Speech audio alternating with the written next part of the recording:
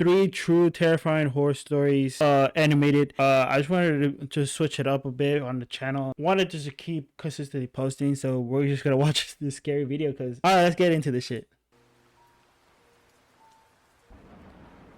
This happened not too long ago, when I was 26.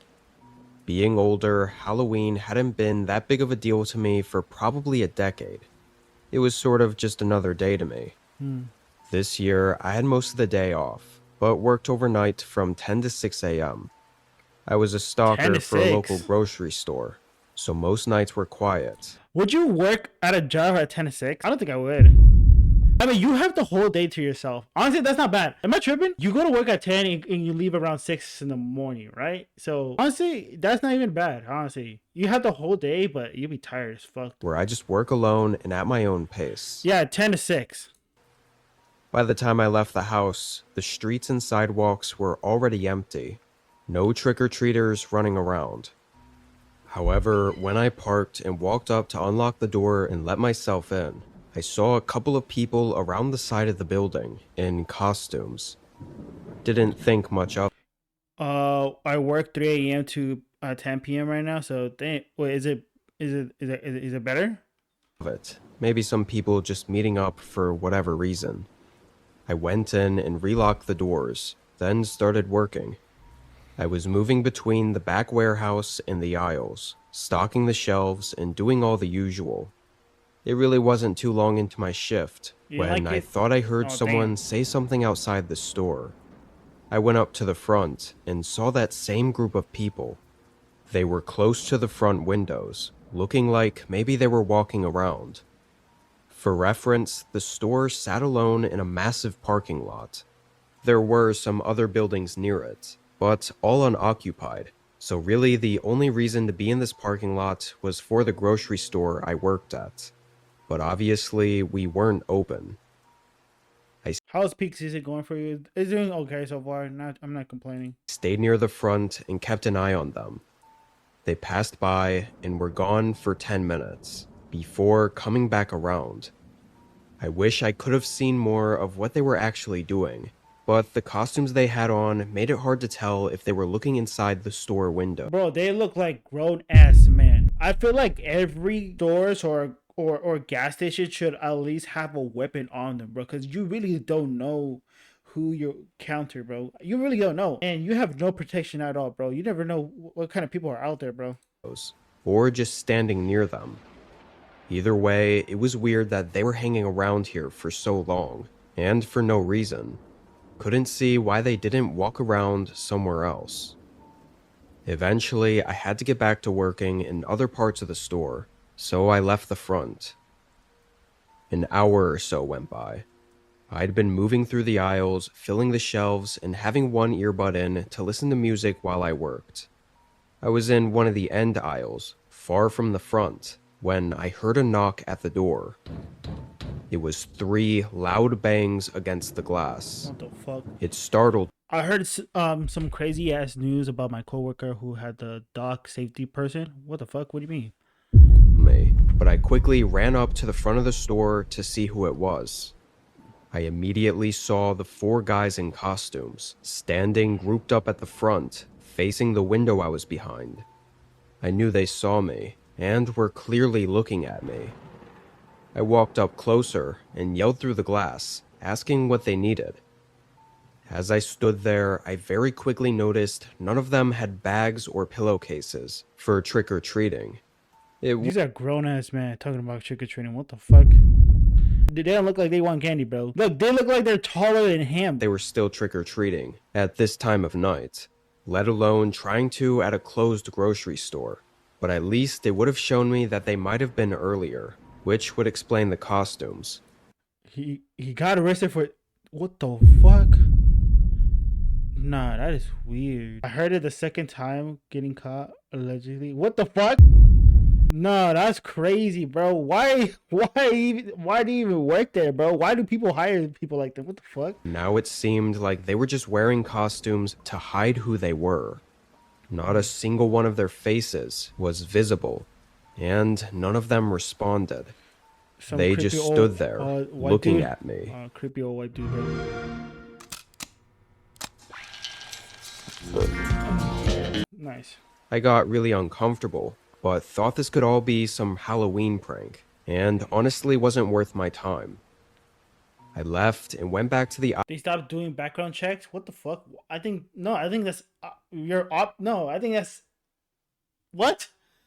I think every job should always have like a background check, but just stopping it just fine. aisle I was in before. I still felt really weird about it, but held on to the idea that they were just doing something stupid to mess with me.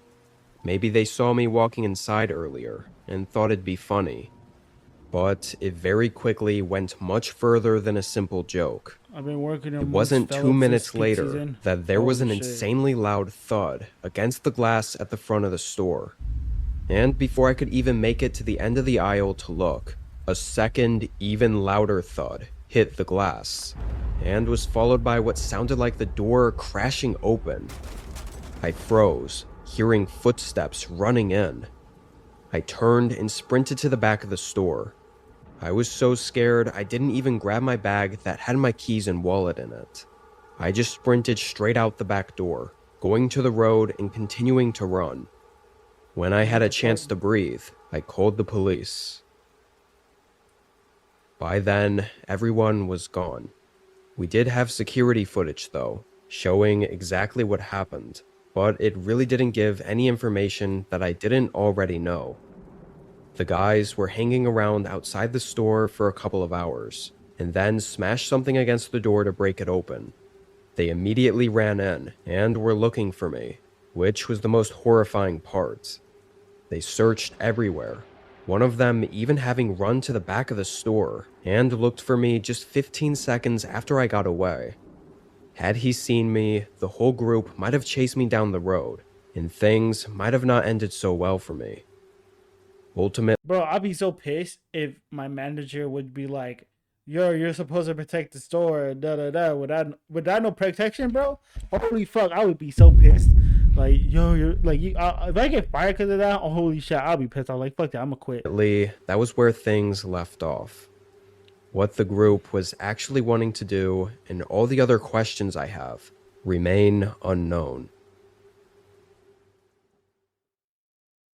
Every cop sees something that they'll never forget, something that will stick with them for the rest of their life. What I am about to describe to you is that story for me. This is the most disturbing thing I have ever witnessed. When I turned 21, I joined the police force in a remote town that I won't name. The department needed new officers, and I was a young father who needed money, so the timing was perfect. Because I was a rookie, they assigned me to the night shift. It ran from 6 at night to 6 in the morning. The guys at the station sometimes teased me for my hours, saying that I always worked the crummiest shifts. I actually didn't mind them. Hey, I mean, you gotta do what you gotta do. You know, when you get like a shitty hour, like fucking shift, bro, got kids to feed, bro, you do what you gotta do. I've always been a night owl. The guys even called me Nighthawk, and honestly, I'm a night owl too, bro. I'm not much of a morning person. Recently, I've been waking up like early as fuck. I don't know. I feel like that started the shift recently. I don't know. I'm not sure that's a thing where people are just like, oh, they become a night owl, then they become a morning person. Or I don't know, but I just recently been waking up early as fuck for work and shit. So I don't know. And I like that. Besides busting people for speeding and pulling over the occasional drunk driver, I spent most nights sitting back, listening to podcasts. Facts. In a weird way, it was I've been listening to music and fucking listening to podcasts, bro. Kind of relaxing. After a year in the department, something happened one night that changed everything. A severe thunderstorm rolled into town and caused major power outages. Torrential downpour flooded most of the major roads. To be in the best position possible when accident reports came in, I parked my cruiser in a parking lot in the middle of town. At 2 in the morning, our dispatcher, Claire, radioed in. She reported that someone who sounded like an adult male claimed to have been kidnapped. They told her they were being held captive inside someone's home. Then, the call ended. When she redialed, the caller didn't answer. My cruiser had a built-in computer display that showed all the call details. Based on the address, I was about 10 minutes away, so I was probably the closest officer. I radioed in and told her I'd respond. I also requested backup. Another new officer named Chris chimed in and said he'd be on location at 5. Claire clicked on her radio, but hesitated for a few seconds over the static. Then she said that the callers sounded like they were altering their voice in some way. You gotta give some respect to the fucking officers, bro, because they really be like, witnessing some crazy ass shit, bro. Like, I've been seeing like clips of like officers go into homes that are be like, so like it'd be like a crack house, or it'd be like, some like, I don't know, some fucking weird location. Don't have any choice. They have to go in and they have to like, do their job. And the risk of being like, stabbed or killed is like very, very high, bro. Possibly through digital means, to make themselves sound like a child. She used the specific phrase, like a young girl. She concluded that officers should proceed with extreme caution. All of us were pretty close at the station, so we felt nervous for one another during high-risk cases like this. I radioed back and said 10-4, then drove to the scene. When I turned into the neighborhood, I saw that every single street lamp was out. The entire block had lost power. That meant we would have low visibility going into the home we were investigating, which put us in greater danger. I followed my GPS to the end of the street, where the house was, and saw that Chris had already beaten me. His cruiser was idling in front of the house. I pulled up next to them and rolled down my window. Chris commented on the home's poor condition. I glanced ahead, taking it in for myself. The grass was knee-high. Overgrown bushes blocked out the windows. The roof was dented in several areas and had a ton of missing shingles. It looked completely abandoned. This set off alarm bells in my head.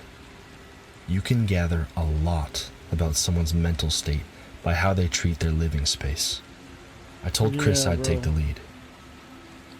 We both stepped out of our cruisers into the pouring rain, opened our umbrellas, and followed the waterlogged path up to the door. Chris clicked on his flashlight. Whenever a second officer like Chris is present during an investigation, their entire job is to protect the leading officer by monitoring the suspect's body language. If the suspect makes a move on the cop that's interrogating them, they neutralize the threat. Chris made the perfect backup because he was both observant and calm under pressure. This allowed me to focus solely on the suspect's story and if I was hearing the truth. When we reached the door, I rang the bell. Then we stood there, listening for movement inside. Rain pounded against our backs. After a few seconds, footsteps shuffled to the door. Then they paused. Whoever was on the other side of the door stood completely still, just waiting.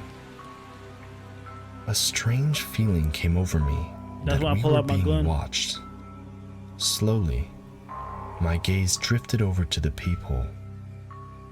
As soon as I made eye contact, a distorted shape moved back. The fuck's that, Mr. Krabs? Like whoever was watching us had pulled their head away. "If you're in there," I said, "we'd like to ask you a few questions. Open up, please." They froze again, as if they were thinking about what to do next. Then the lock started turning. The door creaked open, but only by a foot. From the darkness, what the fuck? Oh my god. Just what is... Bruh. A man peeked out of the crack. He looked like he was in his early 30s. He was overweight, balding, and wore thick-brimmed glasses. I took a single look into his eyes and sensed that he was hiding something. I informed him that we'd received a call from his address of someone claiming to be... Yeah, check his drives. Check his drive, bro. He looked like those type, bro. I'm sorry. I ain't trying to, like, judge book by his cover, but he looked like the type. Check his drive. Kidnapped. The man acted confused. He apologized and told us, must have been a pocket dial. I asked him, if it was a pocket dial, then how could he explain the voice in the phone call? For a split second, the man averted his gaze, then said that he didn't know anything about a voice. I asked him if there was anyone else in the house, and he said he lived alone. Then I told him that, for safety reasons, we needed to have a look inside. Not without a warrant, he said. These days, a warrant can be obtained within minutes. I went back to my cruiser, called dispatch, and requested communication with the on-call magistrate. 5 minutes later, Claire came back on the radio and told me a judge approved a telephonic warrant and emailed it. We were clear to enter. I showed the warrant to the man. He reluctantly pulled the door open, and I could see that his hands were visibly shaking. I clicked on my own flashlight and stepped inside. Scared, bro. What you got hiding? A putrid smell immediately hit me. I scanned around to find the source and saw a hallway straight ahead and a room directly to my right. I shined my light into the room and saw what looked like a living room. It was absolutely disgusting. Piles of clothes and stacks of dirty dishes were spread across the carpet. Cockroaches crawled all over them. A couch that looked like it was pulled from the side of the road sat at an angle against the wall. This man obviously used this room as his living space. Bro, you know what's crazy? People just, like, there's people out there that literally lives in this condition, and this is fucking normal, bro. Like, holy fuck, dude. This is disgusting, bro. I'd seen these sorts of living conditions in drug cases before. When I turned to look back at the man, he shifted uncomfortably. I made a mental note to check for paraphernalia once I'd confirmed the house was safe. Then I stepped toward the hallway. My foot struck something. I looked down. In the beam of my flashlight, I saw a pink Barbie doll house that I knew I'd seen before. I thought about it, and I'd realized I'd bought this exact set for my daughter last year for Christmas. I asked the man if he had kids. He said no, but explained to us that sometimes his nieces came over, so he kept a few toys around for them. Your nieces will come to your house in a condition like that. A house like that? No, I have a hard time believing, bro. Like I said, you look like the type of person to be hiding shit on the hard drive. I don't trust you. Chris and I exchanged a look. No mother in their right mind would allow children into this environment. Exactly. I told him that this was his last chance to tell me if anyone else was in the house. Speak the He truth, assured me bitch. there wasn't. You I lying. started down the hallway, and the man followed, saying that nothing was down there. Chris yanked him back by his Okay. If there's nothing down there, then let me check, bro. Let me do my job. If there's nothing down there, all right, bet we straight. We can leave, bro. You make it as difficult as it is, bro. arm and ordered him to stay put. The hallway had an open room on either side and a stretched it closed out for door no at the reason. end, which was probably the basement. There's nothing there. I Nothing peeked there, inside bro. the first bedroom, Crazy. scanning from left to right. I saw more Toys? children's Aw, toys nah. and even items like diapers scattered across the floor. In the corner, You got some explaining to do. the What dark fuck shape is of this? a person was hunched over. I drew my weapon, only to realize that it was a doll, sagging its head down in a rocking chair. The shock of that visual made my heart pound. I leaned Fuck against no. the door frame and steadied my breathing. Chris asked me what I had seen. Before I could respond, I started studying the doll. It was the largest one I had ever seen. Every bit as big as a person. Nah, he might have bro. He had to like stuffed a body into that fucking doll, bro. There's no fucking like, you know what I'm saying? It just had to make sense. And the man had dressed it in women's clothing. On the bed beside it, ladies' blouses, jeans, Oh, nah. and lingerie were Yeah, throw him, Joe. Just lock him up. Throw away the key, bro. He gotta go. folded into neat piles. Each pile was separated by color. Ugh, The rest of the house was a pigsty. you disgusting What was happening in bastard. this room felt so wrong on many different levels. All clear, I told Chris. I moved further down the hall and glanced into the second bedroom. This one was empty. I reached the final door at the end of the hall, when from behind me, the man called and asked if I'd like to see the upstairs instead.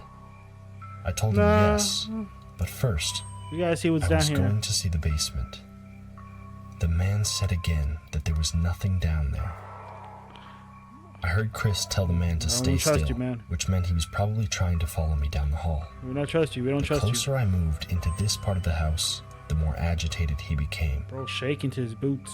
I reached for the handle, twisted the knob, and pushed the door open. It squealed on its hinges. A set of wooden steps descended into it. Oh hell no, bro. I'm sorry. Fuck that, bro. Imagine, bro. If I was an officer, bro, I would have had like at least 3 more officers with me, bro. Imagine just doing it by yourself, bro. I 100% will get kidnapped and killed, whatever the fuck, bro. There's no way I'm getting down there by myself. Pitch black room. I shined my light down. I could only see the area that surrounded the landing. It looked equally as messy as the upstairs. From deep inside the room, in an area I couldn't see, something rattled. I told Chris that I had heard movement. The man responded instead, apologizing to me and Chris over and over again. For what? What you Even though apologizing this was for? the last thing I wanted to do, I had no choice. The man was lying to us. Someone was down there. I headed down the staircase. Each step creaked under my weight. The rattling noise from inside the room grew louder. Behind me, the man repeatedly begged us to stop looking around. Why, bro? I neared the landing and swept my flashlight across stacks of boxes. No one appeared in my line of sight. Across the room, there was another door. The noise was coming from there. I drew my weapon. I commanded whoever was inside to come out slowly with their hands up. Whoever was inside stopped moving. I shouted the same command a second time. The door remained shut. I crossed the room, sliding between boxes and... Okay, what would you do in this situation, bro? I know you're alive, bro. Dude, there's a part of me I just wanted to just shoot the fucking closet door, boom, boom, boom, all that bullshit, bro. But yeah, like you never know. There could be like fucking victims in there, bro. But hey, I'm taking my chances. Furniture that blocked the way. My sights were Hey, trained a crazy in the door. motherfucker can just jump on you, just When I start stood fucking within attacking several you. feet, I would start I fucking. paused, listening. I would shoot, boom, boom, boom. Whoever was inside remained perfectly still. My anxiety ticked up with each second. No. I think there's somebody behind there, obviously, but it's like it has to be like some fucking crazy dude, bro. If you were a victim, bro, if you were getting kidnapped, whatever the fuck, and you were locked up down in the basement for so long, and you hear somebody and what's it called, you hear somebody, and it's like an officer. Bro, I will honestly just say, "Oh, it's me, dude. I'm down here. Open the door." I'll be start screaming. You know what I'm saying? Like, it's like letting the officer know, like, "Hey, I'm down here. I'm kidnapped. Like, help me." You know what I'm saying? But I don't hear none of that. So many things could go wrong in this situation. I moved to the side of the door frame in case they were armed and tried to fire through the door. Exactly, bro. I reached for the knob, grabbed on, and twisted. Then I swung the door open. I was still hidden to the side of the frame. If anything besides empty hands emerged, I would have to use deadly force. After several agonizing moments, nothing came. I said a quick prayer, then aimed my weapon right into the room. What I saw, I can't go into detail on, but basically, this is what happened. A man in his mid-40s was being held captive in that basement. What the fuck? Why? He was a father of 3 and a respected member of the community. Months after he went missing, everyone, including his family, assumed he was dead. After 2 years in captivity, he finally got the chance to escape. Earlier in the night, before we arrived, the homeowner brought the victim's dinner down and made the mistake of leaving his phone behind. The victim managed to activate Siri and call 911. When we arrived on scene, the victim had already been confined in a way that prevented him from calling upstairs or making any kind of substantial noise. Then, when I ordered him to come out, he froze in fear, not because he couldn't obey my command, but because he didn't want me to use lethal force, thinking that he was a threat. Once I opened the door and found him, we arrested the homeowner on the spot and took the victim to the hospital for immediate treatment. Holy shit, bro. I feel incredibly lucky why was he that no one locked was up, bro? harmed and that we could reunite this man with his family. But the most disturbing detail, which has haunted me every day since, is how my dispatcher described the voice of the man who made the call. Why was he speaking like a child?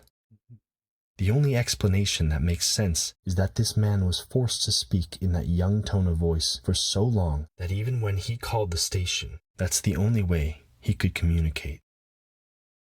And if he was forced to do that, This was me. what else inside that house was he forced to do? What the fuck?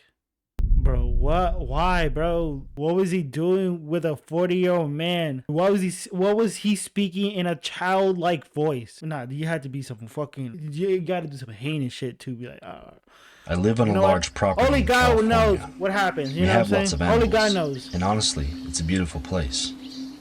But at night, it's a different story. There were also some renters in a house out back, which used to be a barn. We've all experienced something creepy or paranormal here, but this night still haunts me.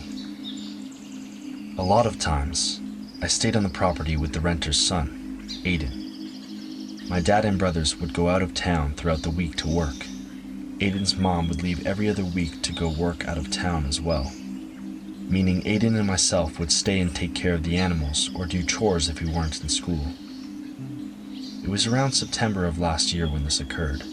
School got off at 3:30, but Aiden and I would take the bus home, so we'd get to the house at around 4 to 4:10. On this day, we got home starving, so we went inside to make some food, then outside to do our chores. By that time, it must have been around 6:30. After working for a bit, Aiden went inside to go play video games, while I stayed to clean the horses. Time flew by, and I remember looking at my phone when I was done. I'm not gonna lie, just having to own a barn and animals, bro, it sounds peaceful as fuck, bro. And you're just like, you're literally like in the country, like countryside, just outside of the city and everything, just nothing but you and your own, like you and your farm, you know what I'm saying? Like that's a pretty calm, life to live, And reading 9:46 p.m. I hurried to feed the animals and clean out their waters. I was in the middle of cleaning one of the waters when I got the chills. I felt someone watching me. Creeped out, I looked up to check my surroundings, but like always, I didn't see anything. Oh my god, that's the downside of it, bro. That's the only downside. It might be nice having to live in like away from the city, bro, but you're away from a lot of people, meaning that you're just on your own. Well, it depends if you're living with somebody, but like on your own in a barn, nobody around, no humans around, bro. Like your neighbor's like far away, bro. And it's like, holy shit, what if some fucking crazy shit happens, bro? What is that shit called? The skinwalker, the rake, all that shit, bro? Ooh, fuck that, bro. In the dark? Hell no. I took a seat on some Hell bales of fucking hay no, bro. while I let the water fill up. I was playing on my phone and spaced out for a few minutes, but snapped back to reality when I heard the water spilling. Just as I looked up to see it, I felt a sharp chill go up my back. Bro, I'm gonna lock all my doors. In the distance, Oh my I saw a God. dark figure crouched That's the type of shit I'm talking about, bro. That's the type of shit I'm talking about. If I see something like that in my fucking yard, bro, yeah, I'm honestly just move out. behind a tree on our fence line, looking straight in my direction. When I saw it, I'm going back to the the first city. thing that came to my mind was that it was Aiden for sure. I called him and said, "Dude, quit trying to scare me and come help me feed." Right away, he replied, "What do you mean? I'm inside." Then, I noticed when I called Aiden, the figure didn't even move. Fuck Not no, bro. an inch. Bro, if my homie said, yo, I'm inside, not even a second to waste, I'm gonna start going inside, bro. I don't give a fuck you if you're playing with me or jokes, whatever the fuck. I'm not taking chances, bro. This confirmed I did not know who it was. Aiden heard my voice shake a bit and and realized what was going on. He said again, "Bro, I'm inside. That's not me." Keep in mind, the whole time I was on the phone with Aiden, I was watching this dark figure. But I hung up and looked right at it with my full attention. Bro, just go inside. Why you gotta like look at it, bro? Like, you already see it, bro. Like, go inside. Go inside. I'm not gonna sit here and just to watch him and to see if he's still there. No, if I see something there, I know 100% he's like, there's something out there. My homie's like confirmed that that's not him. I'm gonna go inside. I'm not going outside no more. After a moment, it got up and started jogging away.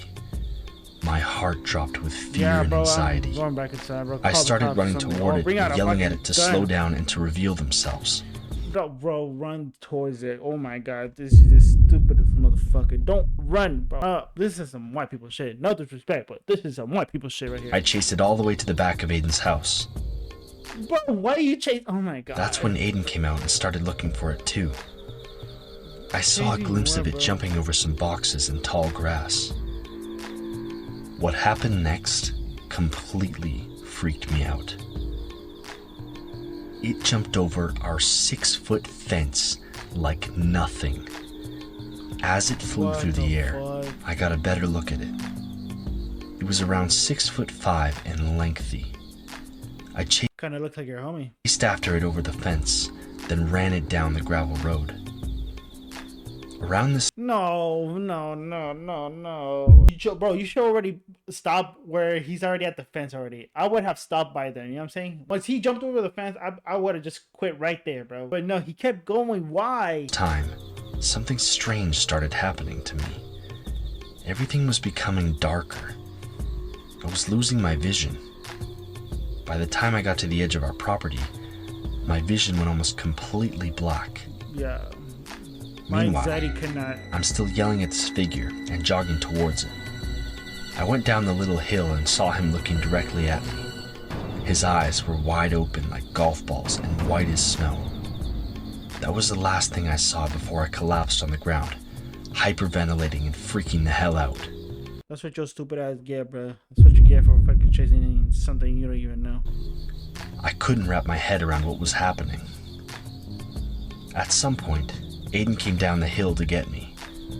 I could still barely see, but he told me the figure was long gone. After he helped me get to my feet, we made our way back to the barn with the horses to finish feeding them. I was still shaken up and needed to do something normal like chores to calm down. I slowly got my vision back as well, but I still didn't feel quite right. After everything was done, I went inside to get ready for bed, hoping that was the end of it. But then, around 2:30 in the morning. When your kid is hurting and there's nothing you can do about it, that's the worst feeling in the world.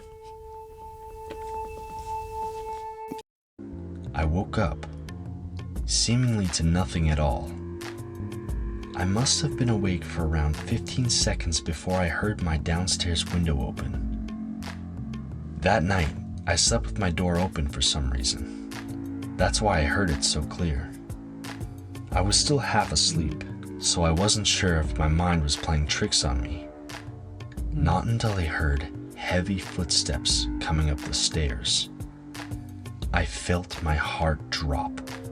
I bolted out of bed and got my dad's 9mm from my drawer. Thank you. Oh my god, thank you. Finally, you should have done that in the beginning, bro. You should have done that the second you saw him. You walked inside of that fucking house and got the fucking blicky, bro. Oh my god, finally, some common sense. He always left it with me just in case something like this ever happened. Below, the steps were getting closer and heavier. Then, they stopped right at my door. I was standing at the foot of my bed with the gun pointed towards the door frame. My heart was beating so fast, I felt like it was going to come out of my chest. I then heard them walk right inside my room. They stepped towards me and stopped around a foot away. But there wasn't anything, or anyone. Oh fuck, my roommate just got here. All I was hearing was footsteps. Bro, imagine he I just thought shot I was his going to roommate go blind or with his madness homie. again. But then I heard them slowly back away. I kept the gun pointed in their direction until they left the room. Then suddenly, everything went quiet. No wind blowing, no crickets, frogs, nothingness. After 5 minutes, I laid back down. I didn't end up going to sleep after everything. I just stayed up praying for the rest of the night. I've never had anything like this happen to me before or since, and I still have no way to explain it. I just hope it never happens again. Oh shit. That's scary. But yeah, anyways, bro, if I see a fucking creature in my fucking home, bro, I will already just pull out a gun, bro. Yeah, fuck that, bro. Don't play with me with that. All right, then next video.